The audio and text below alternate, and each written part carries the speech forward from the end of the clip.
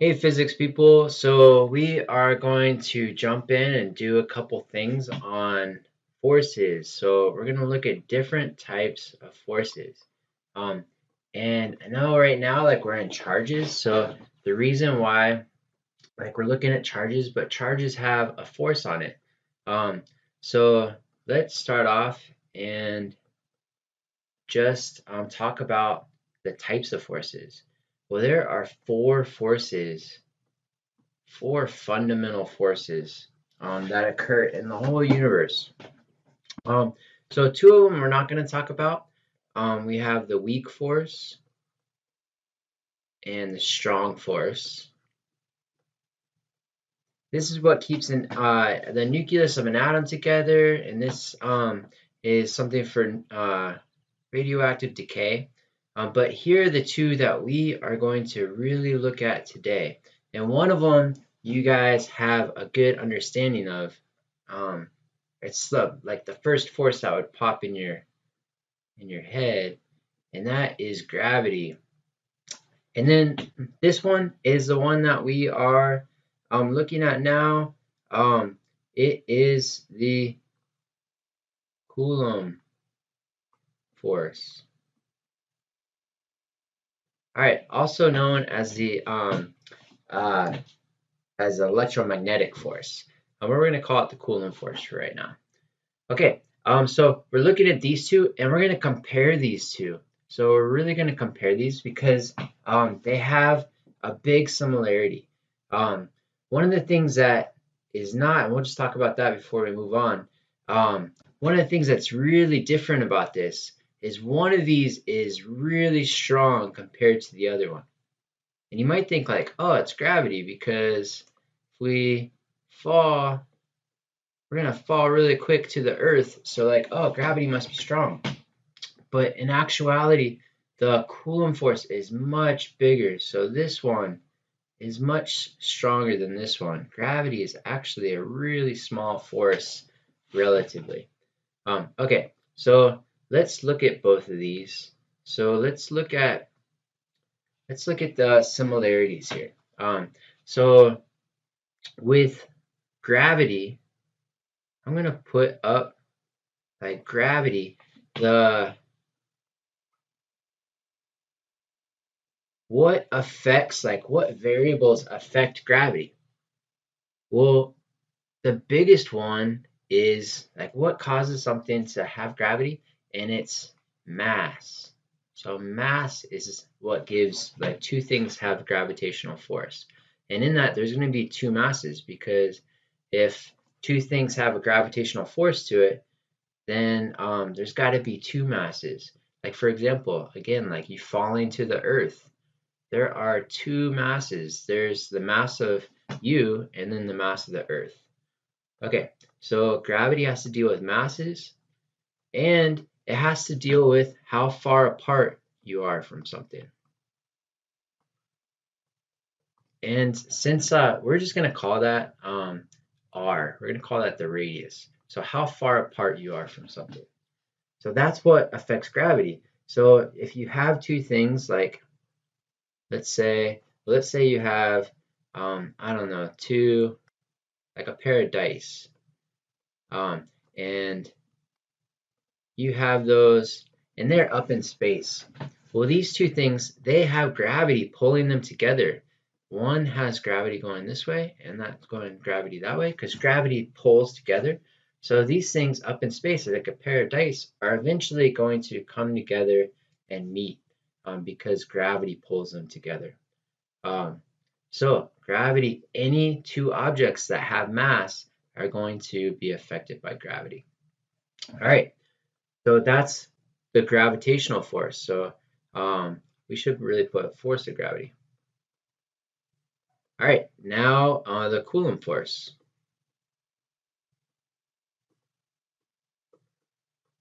Okay, what is the Coulomb force due to? Well, it's not due to mass now. It is due to charge. And just like gravity, remember we said that there's some similarities. It also has to deal with how far apart. you are from something. So we'll call that R again. Okay. So let's look at this. So we said both of these, they actually both work within the same like structure, the same rules. And I'm gonna show that real quick by just throwing up the formula for you real quick or both the formulas so that you can see it. So don't get scared because there's a lot of things going on here. We can talk about them.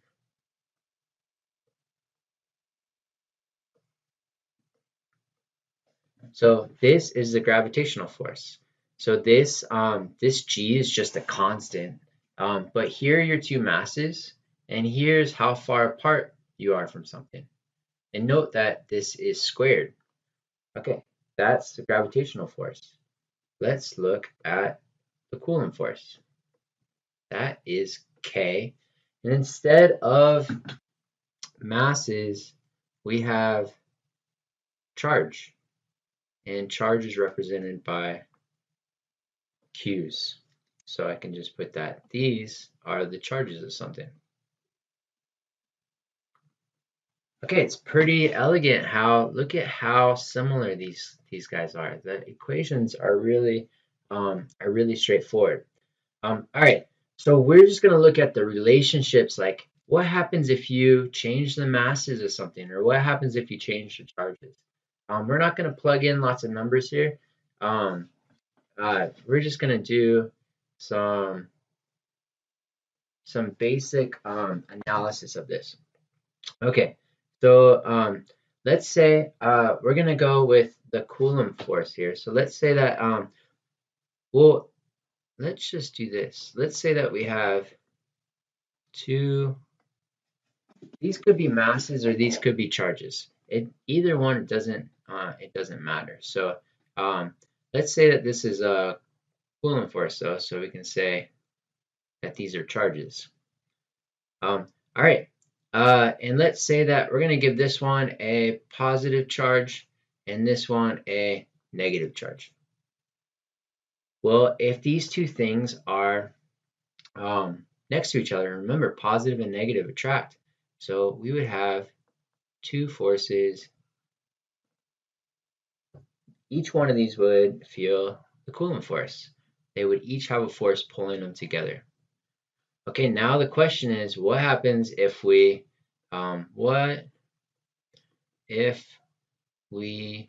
double a charge? Okay, let's try doubling one of these. So let's say now instead of Q, we're going to make this guy twice as big, and we're going to say that this is 2Q, and we'll give it a positive charge again. We're going to keep this guy of just the regular Q.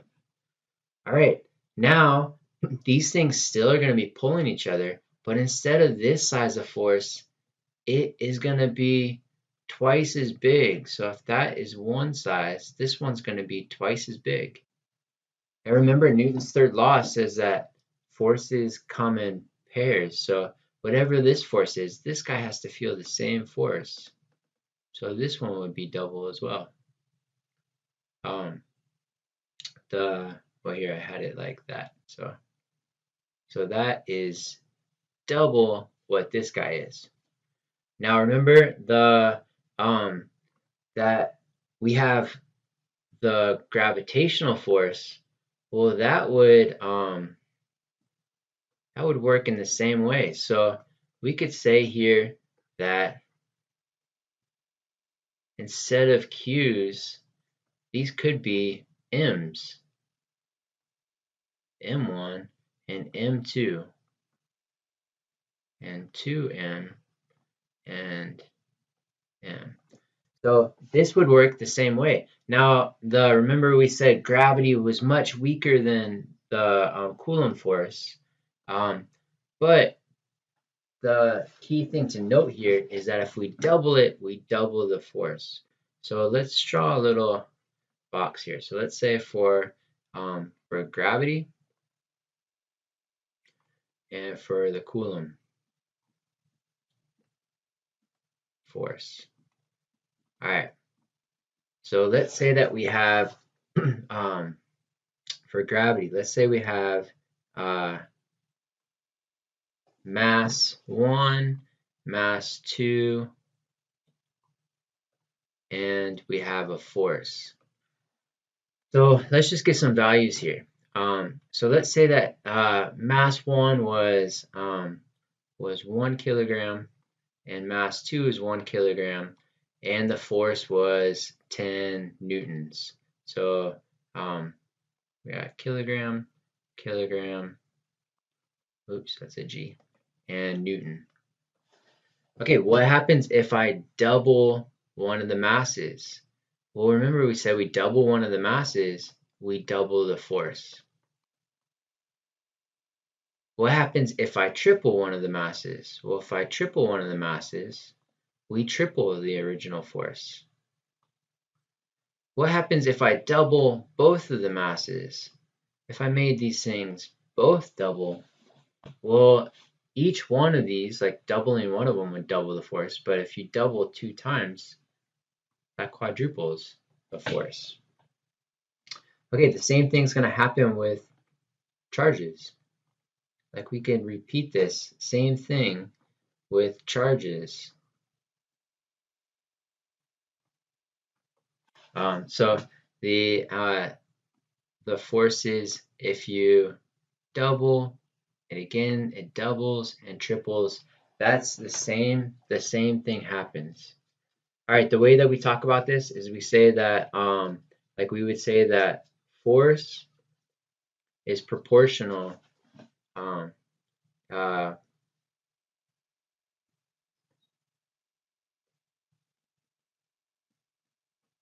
to either mass for the gravitational force, so that's Fg, or Fc, it's proportional to charge. All right, so let's now look at the distance. So what happens with the distance?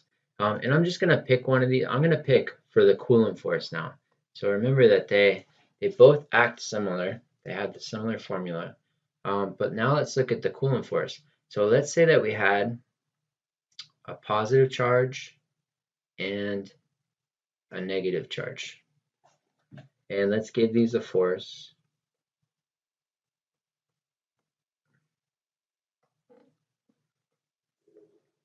Okay, so what happens if I were to the force, if I were to move these things farther apart? So let's say that I doubled the distance. So we'll keep that positive here. But if I had this was a certain r, what happens if I took this thing and I went back a whole nother r? I took the negative charge and went back a whole nother r. So instead of here, now my negative is going to be way back here.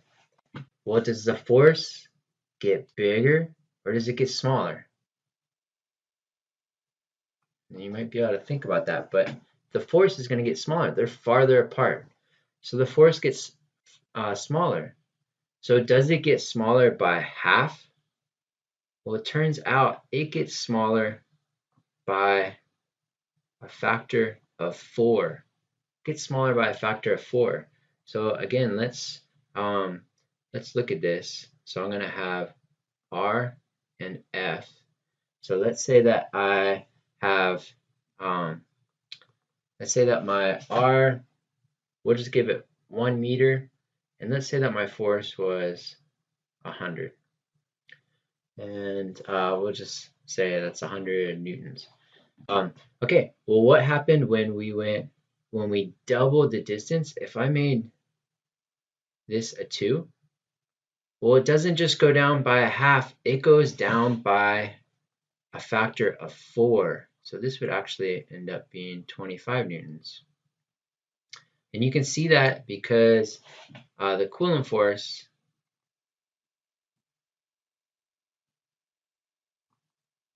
is, we call this inversely proportional. So the sign here looks like that, but we have all this up on top, but notice we have the r on the bottom. So look at what happens if I double the radius. Well, what is 2 squared? 2 squared is 4. So you see how like that brings the force down by 4. Okay, so the same thing here would happen if I triple the radius now. Now this goes down not by 3, but by 9, because 3 squared is 9. And I could keep doing that. So if I made it 4, that would go down by 16. Okay, so by increasing the radius, the force goes down, and it goes down by that square. Okay, what happens if I decrease so I can do this really quick. What happens if I decrease the radius? So let's say that this was r, and again we have a positive and a negative, and I can give these a force like that, and these would have to be the same size. Now if I make this an r over 2,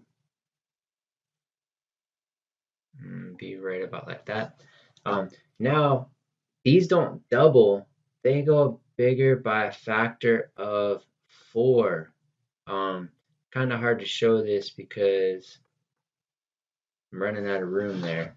But if this had a value of 1 Newton, these each would have a value of 4 newtons.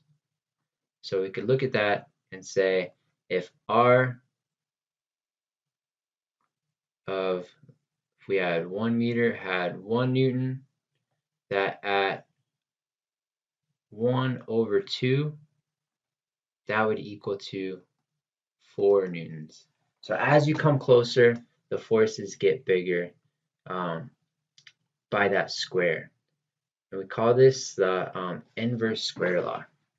All right, so just as a quick summary, we have that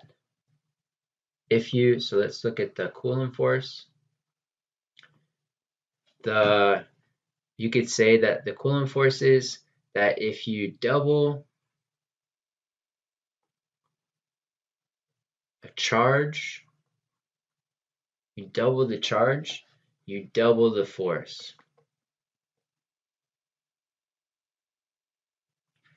If you triple the force. And it keeps going. If you quadruple, quadruples the force. If you half the charge, you half the force. Okay, and we call this is directly proportional. So there's that proportional sign, is that we can see that F is directly proportional to the charge. Okay, what about the radius though? So this is the charge, but what happens if we double the radius, how far apart they are? Well, remember, you go farther apart, it's going to drop. So if you double the radius, it goes down now by 4, by a factor of 4. If you triple the radius, it goes down by a factor of 9. It's 3 squared. And let's do half. If you half the radius, if you get closer together, well, now it goes up, and 2 squared is 4. So it goes up by a factor of 4. Okay, so this was just a quick talk on the different types of forces. We have gravity, which is given by this equation, and we have Coulomb force, which is given by this equation. And look at how similar they are. So the one difference, though, you can think of this only attracts. We already talked about this, that Coulomb force can attract or repel. If you have two like charges, they're going to repel. So that's a little bit of a difference. Also, this gravitational force is really small compared to this Coulomb force. Okay, we'll keep talking about that. This was just a quick talk about the different type of forces.